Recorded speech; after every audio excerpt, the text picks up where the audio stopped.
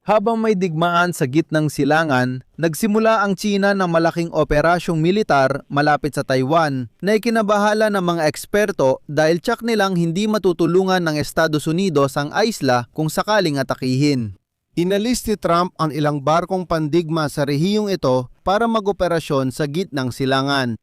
Inanunsyo ng Taiwan ang muling pag-aktibo ng mga puwersang panghimpapawid ng China sa paligid ng isla ng Taiwan matapos ang hindi may paliwanag na 2 linggong paghinto na nagdulot ng mga diskusyon sa Taipei tungkol sa mga motibo ng Beijing. Sinimulan na talaga ng China ang mga operasyong panghimpapawid para manakot.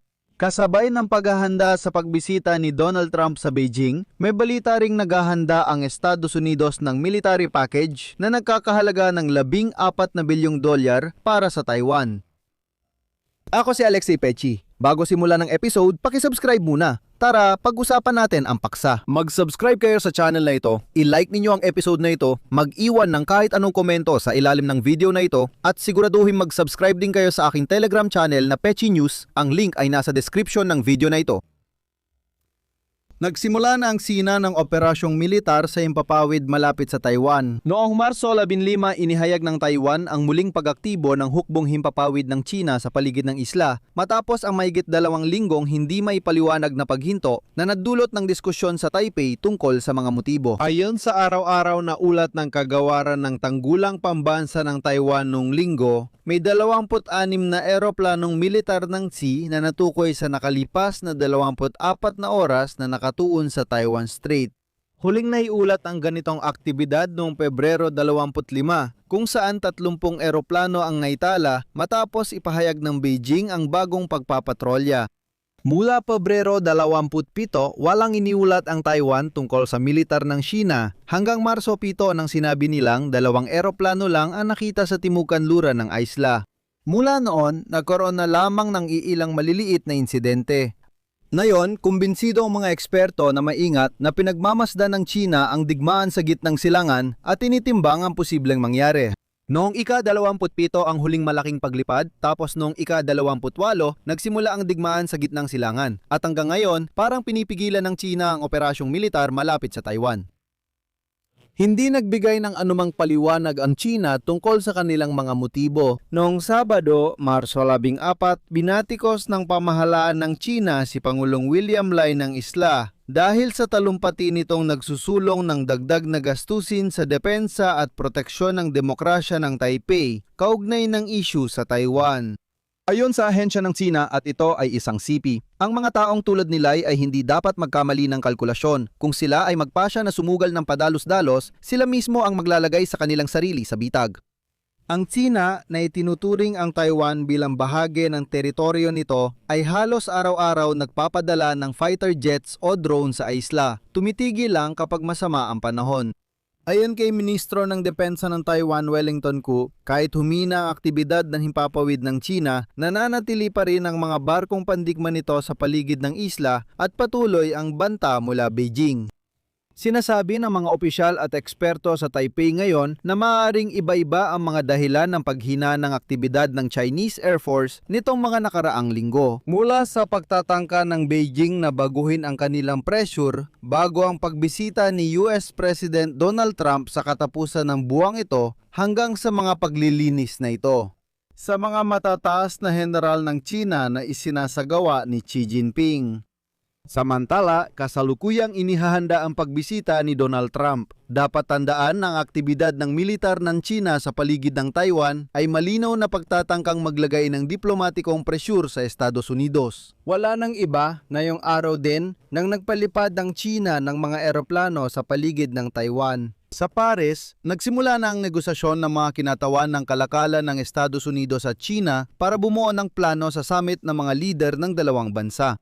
Pinamunahan ni kalihim ng pananalapi Scott Bessent at kinatawan ng kalakalan Jamieson Greer ang negosasyon para sa Estados Unidos, habang si Vice Premier Healy Feng ang namuno para sa China.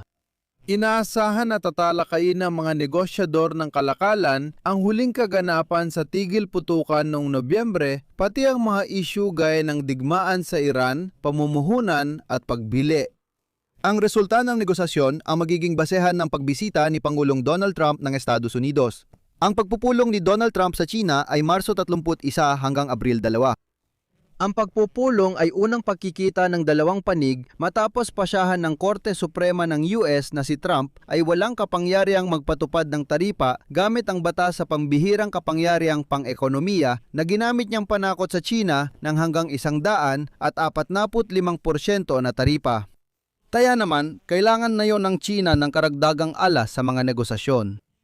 Sa kabilang banda, maaring hindi rin ito ituring na alas. Samantala, pinipressure din ng Estados Unidos ang Beijing gamit ang militar. Iniulat ng Reuters na posibleng aprubahan ni Trump ang rekord na bentahan ng armas sa Taiwan matapos ang summit kay Xi Jinping. Ang $14 na bilyong na kasunduan sa armas ay posibleng pinakamalaki sa kasaysayan ng isla na pinamumunuan ng demokrasya at humaharap sa mas matinding pressure militar mula China. Hindi inilabas ang kasunduan bago ang pagbisita ni Donald Trump sa Beijing mula ika-31 ng Marso hanggang ika-2 ng Abril at malinaw ang dahilan. Noong Pebrero, hinimok ni Xi Jinping si Trump na mag-ingat sa pagbebenta ng armas sa Taiwan. Dahil na yon, parehong magsisikap ang dalawang panig na maghanap ng pagkakasundo. Ngunit sa parehong panahon, parehong magpapakita ng lakas militar bago ang pagharap ng dalawang lider. Kaya maaring tingnan ang operasyong ito sa paligid ng Taiwan sa ganitong paraan.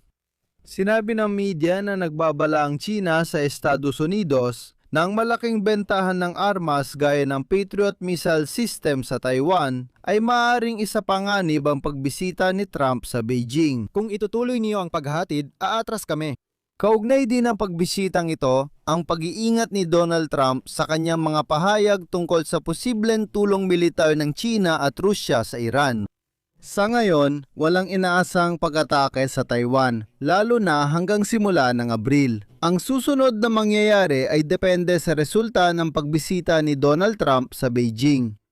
Dito ko natatapusin, ilagay ninyo ang inyong opinyon at mga konklusyon sa mga komento sa ilalim ng episode na ito, mag-subscribe kayo sa channel, pindutin ang kampanilya at huwag kalimutang mag-like. Bukod pa dyan, kung naging interesante o kapakipakinabang sa inyo ang episode na ito, maaari ninyong suportahan ang channel na ito sa YouTube sa pamamagitan ng inyong donasyon o pag-subscribe. Makikita ang lahat ng link at detalye sa video description o iscan ang QR code para sa pinakamadaling paraan. Lubos akong nagpapasalamat sa anumang suporta ninyo. Hanggang dito na lang, mag-ingat kayo, paalam sa lahat.